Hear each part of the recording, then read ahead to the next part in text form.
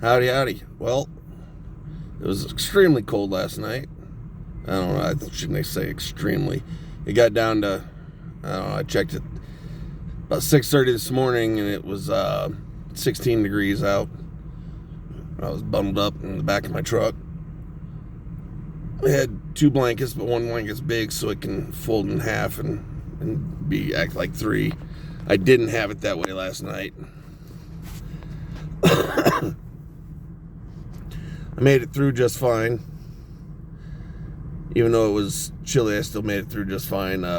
Getting up, that was cold. That rather sucked.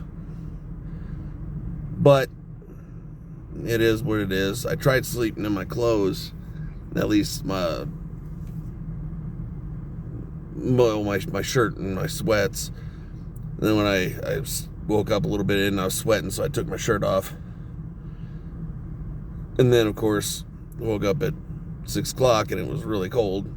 But if I would have kept sleeping in a sweaty and getting my shirt even sweatier, then it would have ended up being really cold. It could have been bad. That's how you end up freezing when you bundle up too much and you start to sweat. So it's a mistake a lot of people make, and they wake up, they're freezing cold and don't know why they're so cold, and they've got all the clothes and everything on. That's why, because you bundle up before you're super cold, you start to sweat, and then it gets bad. So anyhow, it's interesting in New Mexico. It's definitely not the same as Arizona.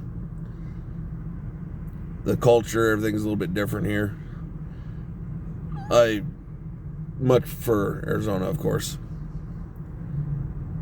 I think the hardest thing here, it's funny, is I've spent so much of my life traveling, living on the road, go from one place to the other. You know, I might spend a few months to a few years in one place and then I move on. It all depends.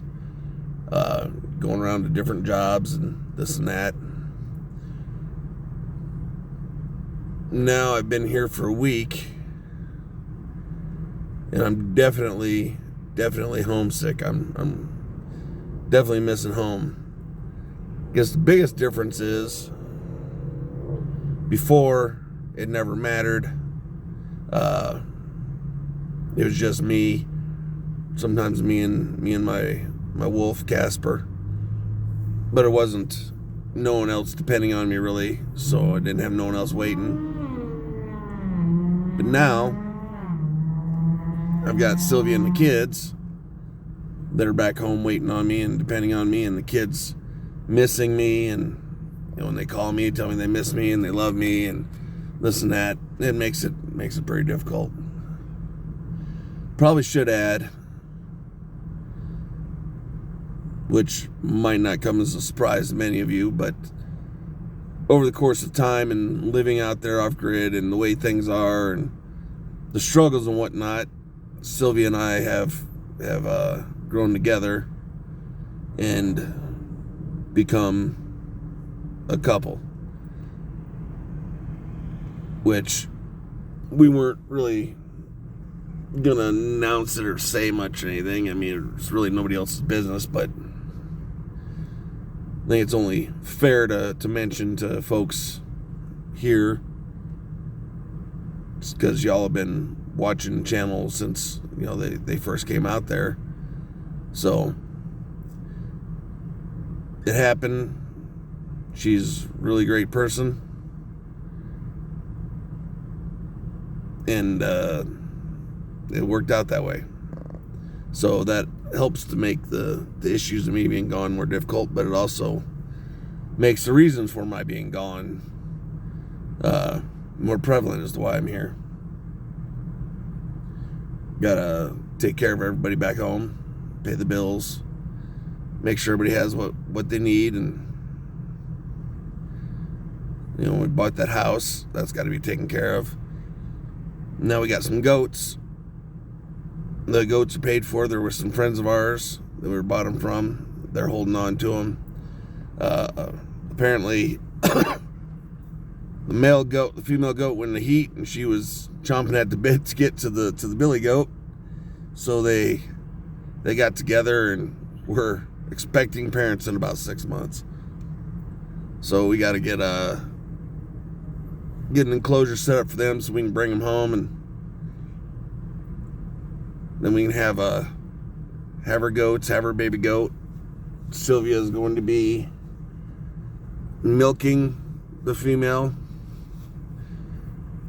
It's been getting milked, and she's going to continue milking it, selling the milk. Not going to be able to sell it for, a whole lot. It's not a fortune maker, one female goat. But it's just a little something, just a few dollars.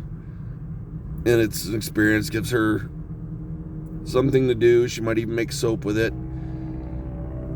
It's a project she can do, living out there to keep her busy, as if 5 kids isn't enough.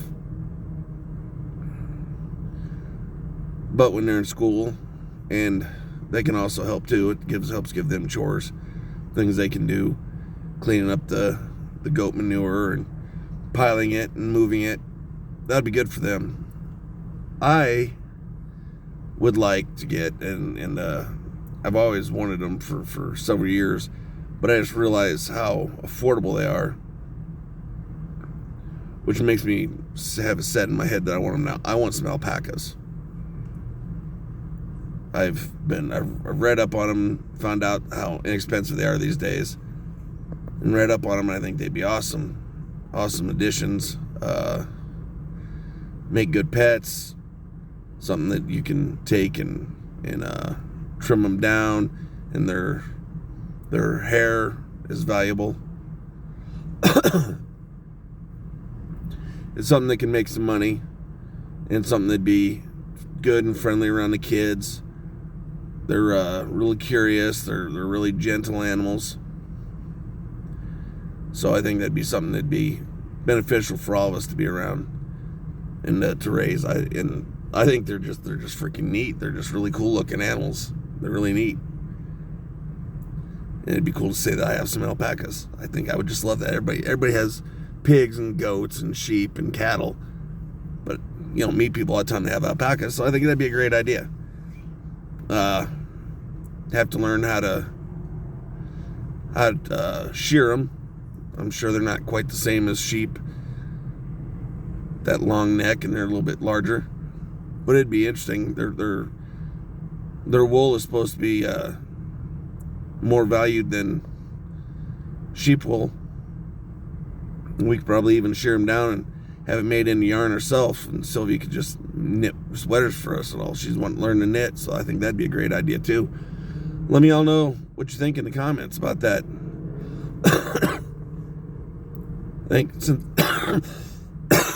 Excuse me. Since they're from higher elevations, they'll work out fine, especially in the wintertime out where we live. Summer might be a little warm for them, but it's not unbearably hot there, and the nights are always chilled down. It can be 90 degrees, 100 degrees in the daytime there, and that's the hottest part of summer, and it'll still be in the high 70s, low 80s at night. Usually, other than just that hottest part, it's usually in the 70s at night, so sometimes even the 60s during summertime. Just depends. If monsoons are coming in, it's cooler at nighttime. So I think that'd be a good addition.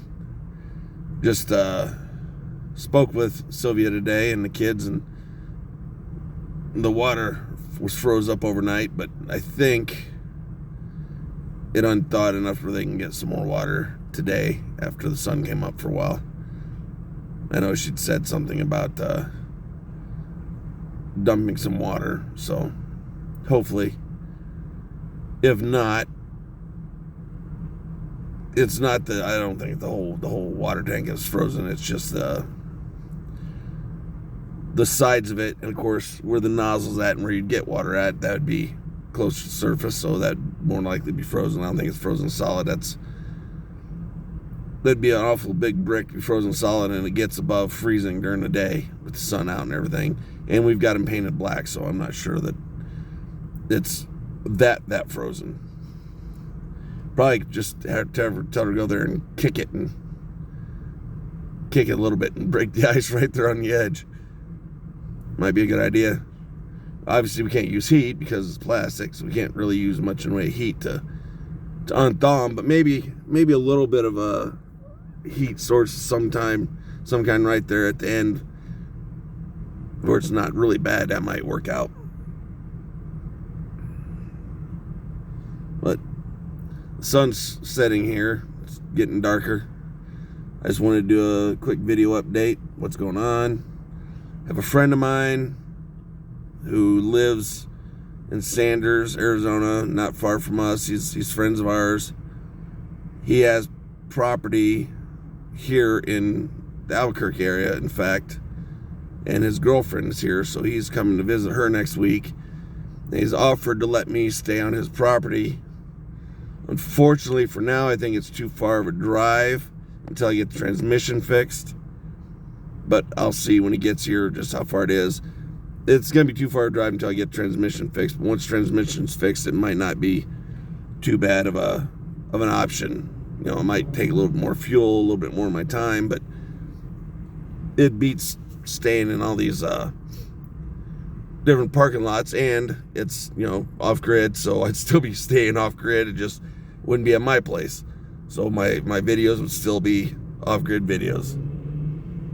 Kind of like starting over again, really. Anyhow, thanks, folks. Thanks a lot. Appreciate it.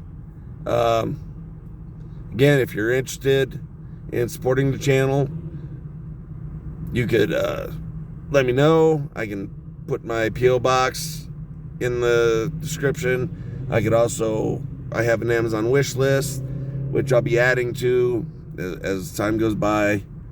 We might be putting some goat care products in there.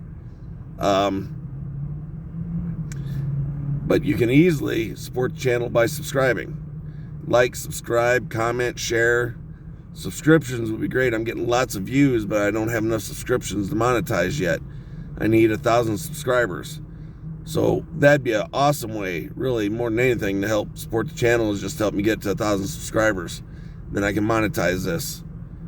But we appreciate it. We appreciate your time. We appreciate your efforts and your help. We appreciate you watching, liking, commenting, even thumbs down in the criticisms. I like those because they give me a good laugh. People, the armchair warriors sitting home watching it, thinking they know everything. I love it. Y'all take care. Be safe. Love y'all. Bye now.